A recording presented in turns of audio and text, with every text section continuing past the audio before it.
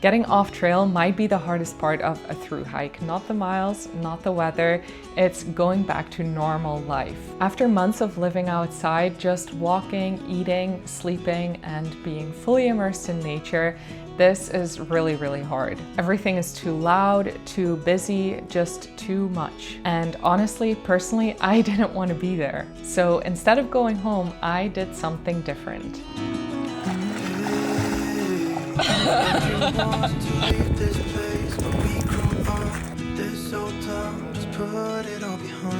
And I'm planning to do the exact same thing again this summer after finishing my next thru hike in the US. And I think it might be the best way to get off trail without completely losing your mind. So right after I hit the Canadian border on the Pacific Crest Trail in 2024, instead of booking a flight home, I rented a car.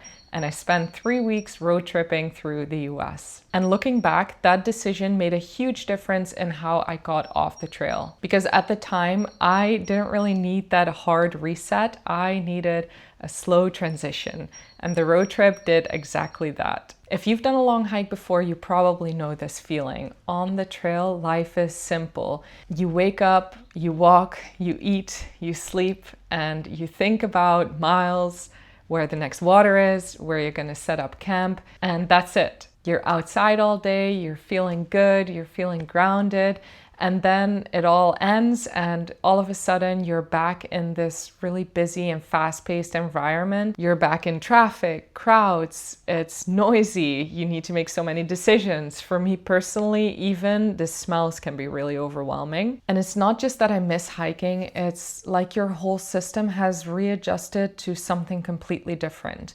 So then having to go back to normal life, where you're dropped back into this fast and busy environment, that doesn't really make sense anymore. So I knew that I couldn't go straight back into that, but I also knew that I couldn't stay on trail forever. So I started thinking to myself, what is kind of close to this trail life, but not actually on trail? Something that still feels simple, still outdoors, and that's how I got to the road trip. A road trip lets you ease back into reality. You still wake up outside, you are still moving a lot, you still have this hiker trash lifestyle that is simple and a little bit chaotic, but you still reintroduce things like people and shops and structure, but more on your own terms. And that makes a huge difference. But that's not even the best part. You can still be surrounded by nature.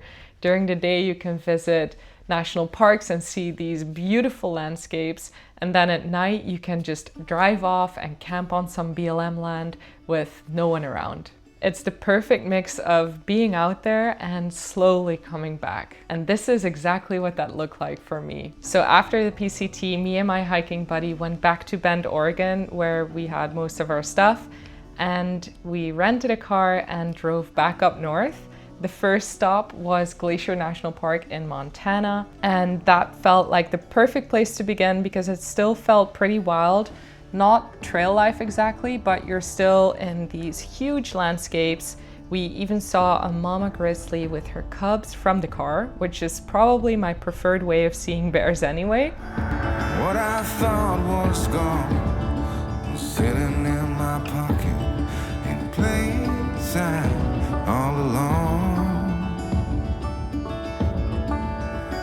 I think it's time for me to go burn all bridges.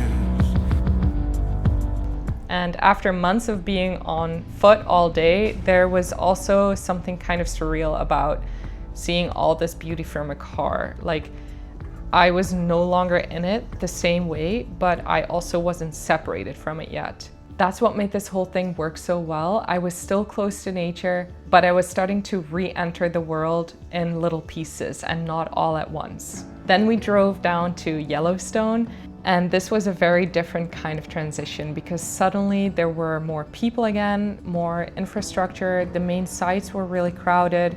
There were people everywhere around places like Old Faithful and the Grand Canyon of the Yellowstone, but it still didn't feel as bad as a city does because even when it was busy, it was still kind of open, still outside, still nature, and that made it feel a lot more manageable.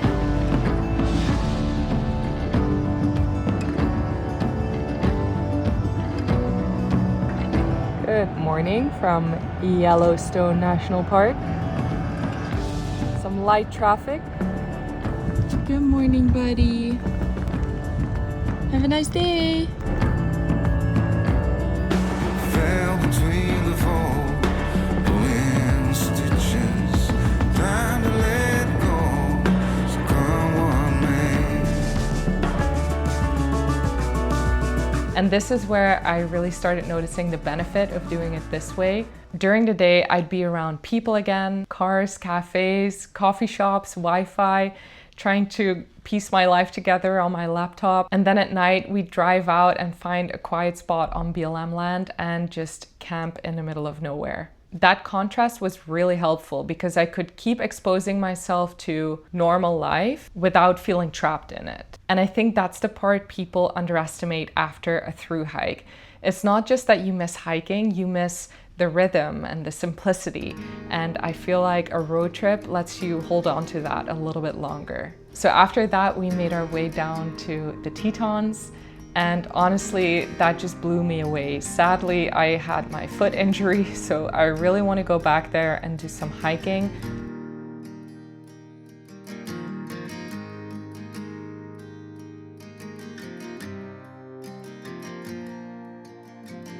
I'd say Yellowstone and the Tetons were such a highlight, and I feel like that really helped me too, because after a thru hike, I think there's a risk that you feel like everything has peaked and all of a sudden it collapses. You've just had this massive life-changing experience, and then if you go straight home, it can feel like the whole thing is suddenly over. But doing it this way, it felt more like a landing instead of a crash.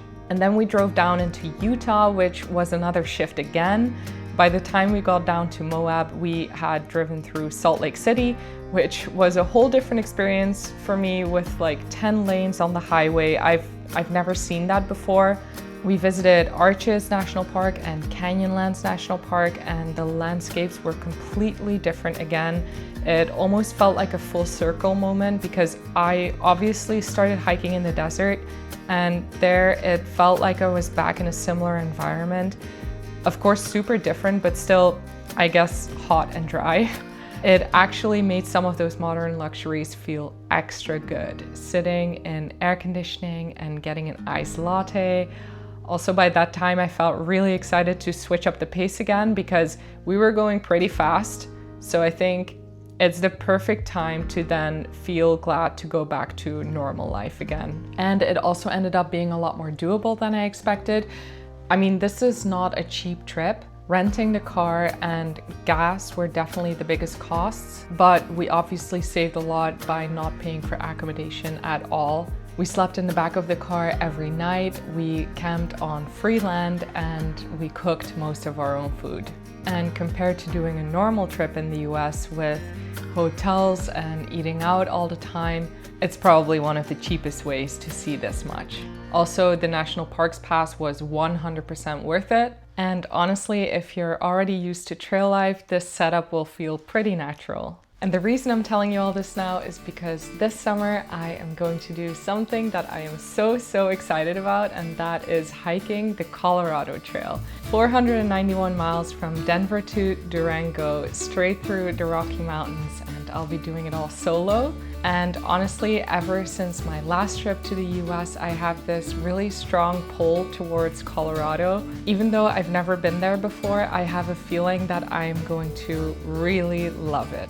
So when I finish, if all goes to plan, I already know that I'm not going straight home. I am going to end it in the same way, and I'll be doing a road trip. So if you've hiked the Colorado Trail or you've road tripped through Colorado, I'd love to hear everything. The best places, hidden spots, anything I really shouldn't miss. Please drop them in the comments down below because I'm planning everything right now. And this time I will be documenting everything properly. So if you want to see what this looks like in real time, stick around, subscribe, and hit that little notification bell. If you're finishing a thru hike and you're scared of going back to normal life, don't rush it. You don't have to go straight home. Give yourself time to transition. Because for me, this road trip wasn't just a nice way to end my time in the US. It was a reason I didn't just lose everything that I gained on the trail. Thanks for watching, and I'll see you in the next one. So we are in Glacier National Park on a road trip. This is our first stop. Why are you laughing at me? This is why I bought the fucking camera. Oh, I can't really swear on camera. Sorry. Fuck! Hey everyone, welcome back to my channel. Please subscribe and like. The CDT starts in Glacier National Park. What state does it end in? New Mexico.